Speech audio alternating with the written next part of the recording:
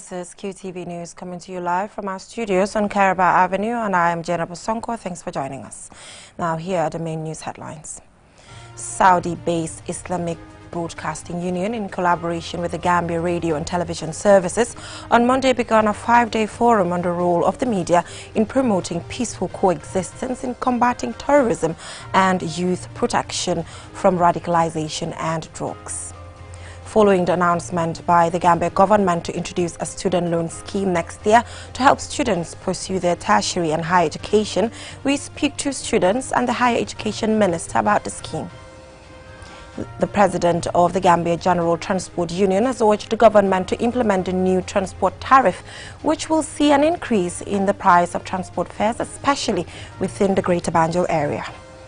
And in international news, the Kenya Supreme Court has upheld William Ruto's presidential election victory after much drama and accusation surrounding the election results.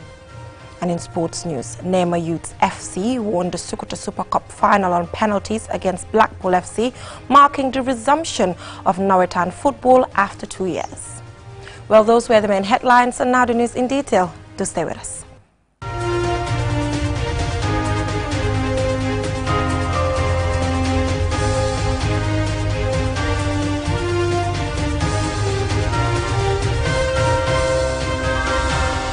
Thank you for joining us, and I am Jenna Bosonko. You're watching QTV News. Now, the Islamic Broadcasting Union, based in Jeddah, Saudi Arabia, in collaboration with the Gambia Radio and Television Services, on Monday began a 5-day forum on the role of the media in promoting peaceful coexistence in combating terrorism and youth protection from radicalization and drugs. Omar Pijal attended the opening and fastened this report. بسم الله الرحمن الرحيم الحمد لله الذي أنزل على عبده الكتاب ولم يجعل له عوجا. The forum brought together Islamic scholars from private and national television and radio stations to discuss the important role of audiovisual media in providing correct information about Islam and responding to media campaigns that are offensive to Islam. Al-Haji Yuganjai, the representative of the Director General of the Islamic Broadcasting Union, and Muhammad Fahid, the Regional Director of the World Islamic Youth Forum, both spoke in Arabic, emphasized the importance of the media in promoting peaceful coexistence and combating terrorism and youth protection from radicalization and drugs, while describing the media as effective and useful tool in information dissemination and public opinion shaping. Also speaking in Arabic, the Imam Ratib of Banjul, Al-Haji Cherno Ali Maska, thanked the organizers for the event and urged people to distance themselves from what he called Islamic terrorism, as it can cause conflict, thereby hinder our dawah, which is the act of inviting or calling people to embrace Islam. Malik Jeng, the Director General of GRTS, spoke on the importance of peace and the role the media can play in promoting peaceful coexistence in our communities, countries and the world at large. This peaceful, tolerant atmosphere in the Gambia can be attributed to a large extent to the work of our media. Day in, day out, these venerable religious leaders here today preach peace and peaceful coexistence on our radios and TV channels, either through straight preaching in our studios or on the pulpit during Jummah prayers. The participation of Islamic preachers in this forum is very, very important, because they will be able to extend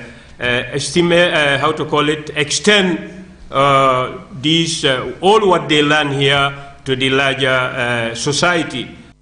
Lamin Queen Jame, the Minister for Information, commended the Islamic Broadcasting Union for choosing the Gambia as the venue for this important forum and gave an assurance of government support, especially in combating terrorism and protecting youth from radicalization and drugs.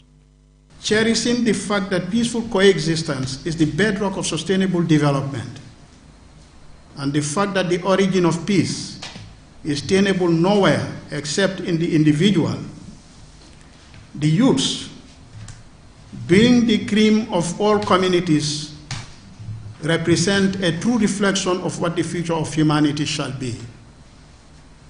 Simply put, our youths represent our future. And in order for one to understand the future of humanity, one must look at the youths of today, and more importantly, the cultural basis in which they are being nurtured. The Islamic Broadcasting Union is the media and public relations wing of the Organization of the Islamic Cooperation and focus on the promotion of Islam and mutual cooperation between its 57 member states. Reporting for KTV News, I am Omar P. Jallo. From that, the Gambia government plans to introduce a student loan scheme next year to help students pursue their tertiary and higher education despite financial constraints. QTV's Mamadou Lamin Choi has been speaking to students and the Higher Education Minister to find out how government plans to roll out the initiative and its likely impact on students. The Gambia government, through the Higher Education Ministry, plans to implement a policy to make tertiary and higher education easier for deserving students who are financially constrained. The government continues to roll out scholarship for eligible students at the University of the Gambia. We are informed by the Higher Education Minister, Professor Pierre Gomez, that at least half of the current students at the UTG are on government scholarships and that the loan scheme will complement this for more access to tertiary and higher education. There are many students out there also who are not having the possibility. What about those who have 6 credits and 5 credits? So automatically they cannot be, even if they are in the STEM. So we thought that government, under the leadership of His Excellency President Barrow, that we need to do something. 65% of government scholarships at the university cover STEM subjects. Before the end of the year, the Higher Education Ministry is planning to organize a stakeholders forum to determine the framework of the loan scheme. The loan scheme, it might not be the same, okay, but there will be a criteria with clear measures, mechanism put in place for people to be selected, and then also a clear-cut committee, a robust system in place, and to do the selection, and also mechanisms also put in place for the payment later. Though subject to the outcome of this forum, the plan is to make it an interest-free loan for students. Others are telling us, you know, in at least in the 80s, or you know, there were these banks and so on. People got loans and they never paid. I said yes. People are talking about the 80s. We are in 2022. Nobody will take taxpayers' money and then you don't pay. So it must be robust. Because it's the same money that could have been given to somebody out there to go to the hospital and find right equipment, right medicine. But because of different sectors and so on, part of it was given to the education sector. And you ended up benefiting. You must pay back. Students at tertiary and higher education institutions such as the University of the Gambia and the Management Development Institute had positive reactions to the news. Omar Ngom and Fatma Dendur are UTG and MDI students respectively. It's a great opportunity for all the students and all the youths out there who are willing. And I'm sure when they have it, they will make good things out of it. It is not easy in the university. Students are willing. They are ready to learn. But obviously, because of constraints, even if you meet them in the class, you see students, you know, physically they will be in the class, but spiritually they will be outside because of what they're thinking, whether they will pay their tuition fee. A student loan scheme was announced for the first time by President Adama Barrow at the foundation stone laying for the Gambia University of Applied Sciences, Engineering and Technology, USET. When successfully implemented, it will become the first to be introduced by a Gambia government. Mahmoud Lamin Choi, QTV News. Now, looking forward to its implementation. On transport matters, the president of the Gambia General Transport Union has urged government to implement the new transport tariff, which will see an increase in the price of transport fares, especially within the Greater Banjul area. And Sumana Esonyasi reports. This request comes at an unwelcome time for commuters, many of whom find it difficult to reach their destinations daily because of challenges such as the frequent or sometimes unlawful increase in transport fares by some drivers. Omar Sise, president of the Gambia General Transport Union, says this request by the union was a follow-up to a promise made by government following their last meeting to increase the current transport tariff. We have sent a proposal to the government for increment of the transport fare. Government called a stakeholder meeting. International Transport Fraternity, we discussed already, we haven't agreed on something already. So right now, we are calling for the government ministry approval on that agreement we make with them. We agree on 30% increment of town taxes, that is yellow taxes. Fares below $50, 20% increment. Fares above 50 to 100, 15% increment. Fares above $100, 30% increment. Goods, 10% increment. Furthermore, he clarifies that their demand is necessitated by several factors, including the increase in the price of fuel. We have agreement with the government by 2021, our last proposal down strike, with the government and consumers union. If pump price change for 20%, we will adopt the transport fare. That was 2021, November 3rd. In that time, we take baseline of the pump price was $52, 20 brut. We agree if pump price change for 20%, we adopt the transport fare. So since that day up to now, pump price haven't changed for 41%. So that means well overdue. Meanwhile, he also calls on drivers to desist from unlawfully increasing transport fares and encourages them to wait for an official announcement from government. He also urges them to respect traffic laws and always consider their customers, many of whom struggle to make ends meet. I know one thing, to increase transport fare for your own is unlawfully. It's not correct. Any individual or group or union that have mandate to increase transport fare for his own. Through the stakeholder consultation. But sometimes the market will determine. If demand is more than the supplier, to control the market is very difficult. But right now, on the season, that's what happen, because we all know the traffic congestions, no good roads, all roads are tighty. So that alone is a burden. So if people don't have a vehicle, they force themselves to use some other means. That's why the demand is more than supply. That's why government need to work on these feeder roads, so that we have a very good access road. If vehicles are available, I know the fare is going to be minimal. He also revealed that they expect to hear from government in the coming days. The Gambia transport sector continues to face many challenges: insufficient or poor road networks, lack of strict enforcement of traffic laws, unregulated transport tariffs, amongst others. Ansumane Sonyasi for KTV News. From that story by Ansumane Sonyasi, we will now go for a short commercial break. And when we return, we have some more local news stories for you, international as well as sports. To stay tuned. Have you been looking for the perfect indoor router with long-range Wi-Fi coverage and faster internet speed connecting all your smart devices?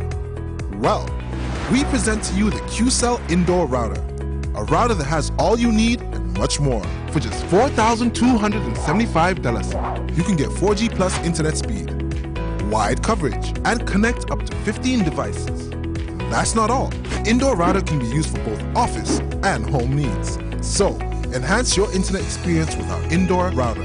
For more info, call our customer care on 111. QCell, Sunubus. We innovate, others follow.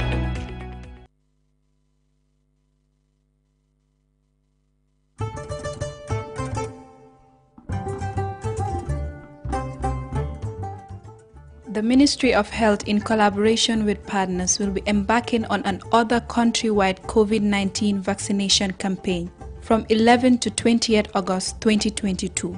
Vaccination teams will be deployed to public places such as community bantabas, health facilities, schools, markets, crossing points, and other strategic locations. All eligible people aged 12 and above are encouraged to come out and be vaccinated. Vaccination teams will be administering 3 types of vaccines, namely Johnson & Johnson, Pfizer, and Sinopharm, all of which are safe and effective in preventing severe COVID-19 infection, hospitalization, and death. For more information, call the Ministry's toll-free number 1025.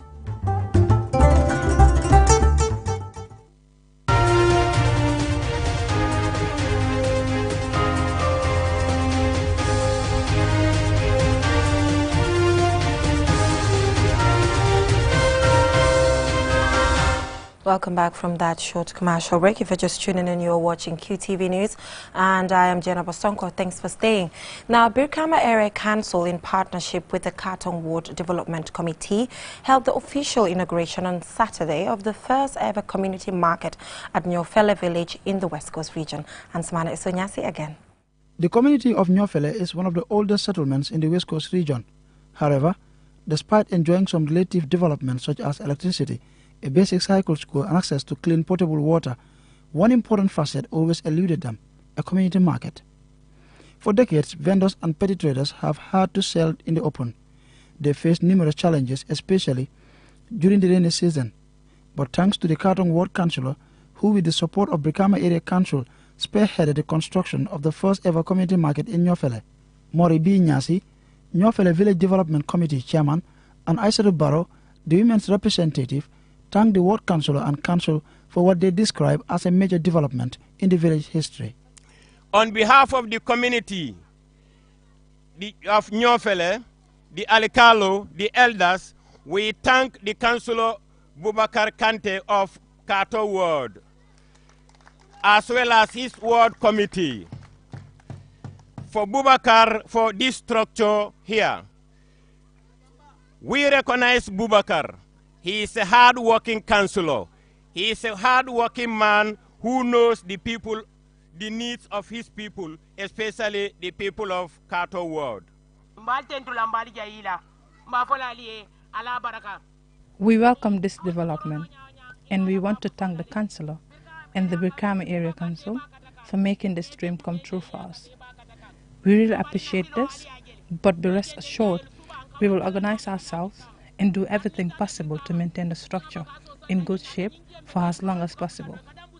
Ward Councillor Bubakar M. Kante says the construction of this community market was long overdue and has been a priority for his Ward Development Committee.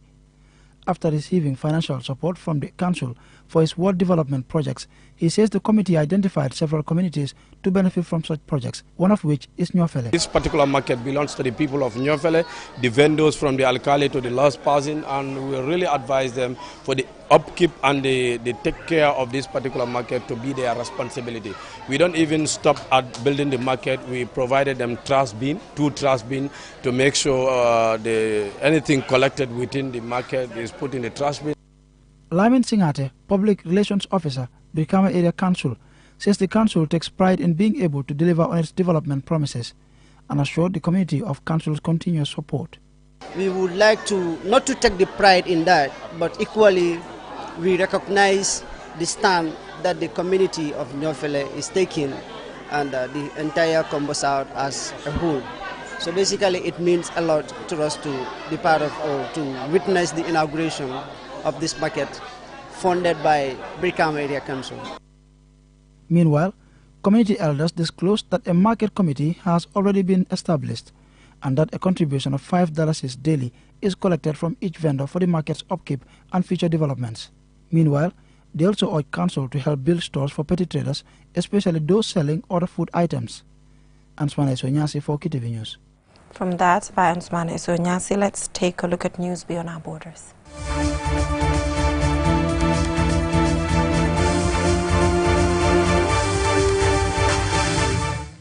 The Kenya Supreme Court has upheld William Ruto's presidential election victory after much drama and accusations surrounding the election. The Chief Justice Martha Koome delivered the much-anticipated verdict, dismissing all 9 points of the losing candidate's petition. Ajibinto Drame has more.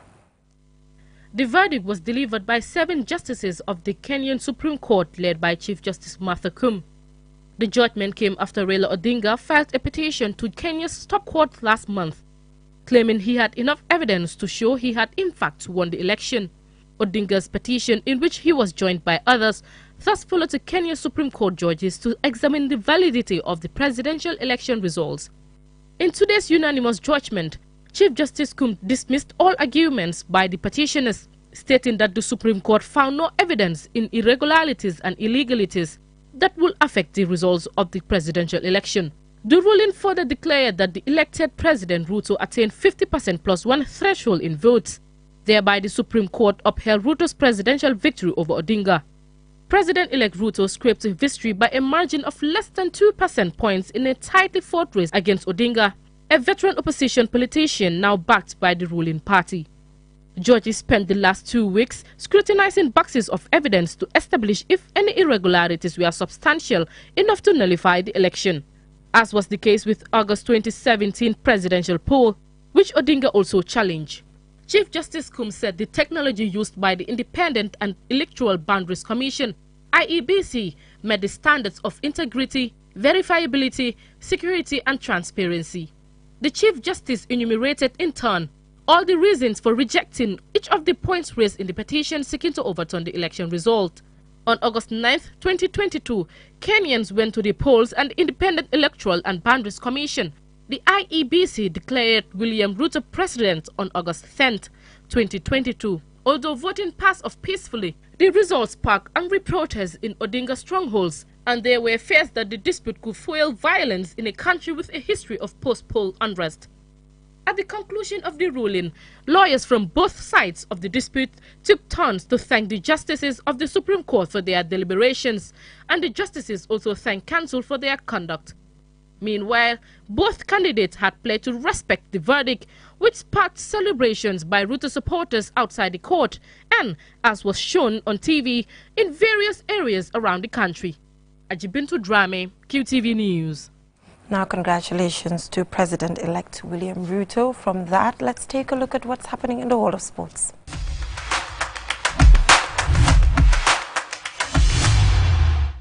Nema Youths FC won the Sukuta Super Cup final on penalties against Blackpool FC, marking the resumption of Nawetan football after 2 years. Our sports reporter Momodu Gajaga was at the stadium and fastened this report. On a wet Saturday afternoon, Blackpool FC took on Nema Youths FC at the Sukuta Dembadu football field.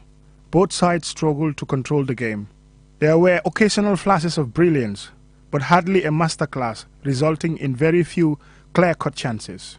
In such a game, the penalty shootouts becomes more fascinating than regulation time play. Nema Youths eventually won 10-9. All 22 players took spot kicks. Musa Toure, the Nema Youths keeper, saved 2 Blackpool penalties, while Blackpool's Sadio Toure saved 1 Nema Youths penalty. It was a case of where the penalty takers were brilliant with their kicks, or the keepers didn't try enough. However, there were some spectacular spot kicks. The keepers too made near misses before eventually saving. Sidia Cisse took the winning penalty kick, sending the keeper the wrong way. Amadou Jata, coach of the Nema Youths, said they prepared well for the final. First of all, I will congratulate my players, my technical sides, and my supporters, I will thank them for the support, and the trust they give me, towards, this 2022-2023 Nawetan season, I'm very happy by looking at my eyes, I'm very emotional, I don't even know what to say or what to do. I'm very happy, Karamba Toure, coach of Blackpool, says despite losing the finals to Nema Youth, his boys did well. It's a battle whereby any team can win. So I'm very pleased with my boys, how they performed. It was exceptional. And I'm thanking the opposition side for clicking the Super Cup as Super Cup champion for their tremendous victory. Umudu Gajaga, QTV News. From that story, I'm afraid that is all we have time for. But before we leave, let's recap our main headlines. The Saudi-based Islamic Broadcasting Union, in collaboration with the Gambia Radio and Television Services, on Monday began a 5-day forum on the role of the media in promoting peaceful coexistence in combating terrorism and youth protection from radicalization and drugs. Following announcement by the Gambia government to introduce a student loan scheme next year to help students pursue their tertiary and higher education, we spoke to students and the Minister of Higher Education about the scheme. The President of the Gambia General Transport Union has urged government to implement a new transport tariff, which will see an increase in the price of transport fares, especially within the Greater Banjul area. And in international news, the Kenya Supreme Court has upheld William Ruto's presidential election victory after much drama and accusation surrounding the election results. And in sports news, Nema Youths FC won the Sukuta Super Cup final on penalties against Blackpool FC, marking the resumption of Nawetan football after 2 years. Well, that is all we have for you in this edition of QTV News. Don't forget to join us at 10 p.m. for another bulletin. Thanks for watching.